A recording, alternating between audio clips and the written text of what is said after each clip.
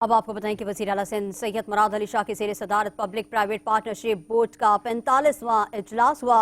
वज़ीर आला सिंध का कराची पोर्ट टर्मिनल से जाम सादिक पुल तक एक्सप्रेस वे बनाने का फैसला। वज़ीर आला हाउस कराची में होने वाले बोर्ड इजलास में सूबाई वज़रा डॉक्टर अजरा पेचोहो, नासिर शाह, सईद गनी, ज़ियाउल हसन लंजार, मुशीर livestock Najmi Alam, chief secretary Asif Haider Shah, advocate general Sindh, वज़ीर आला के प्रिंसिपल सेक्रेटरी आका वासिफ, डॉक्टर सर्विस लोधी और दीगर मुताल्लिका हुक्काम शरीक हुए। इजलास में वज़ीर आला सिंध का कहना था कि ये नया एक्सप्रेस वे 12.5 किलोमीटर ऊपर बनेगा, बाकी नीचे होगा। रोड के पीटी टर्मिनल ता जाम सादिक पुल के पास मलीर एक्सप्रेस वे से मिलेगा। इजलास में वज़ीर आला सिंध ने महकमा बल्दियात को पीपी यूनिट के साथ बैठकर मंसूबे को आखिरी शक्ल देने की हिदायत की।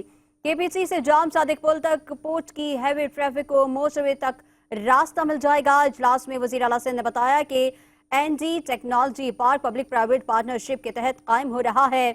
सिंध हुकूमत प्रोजेक्ट के लिए 1.7 अरब रुपए मख्तस कर चुकी है।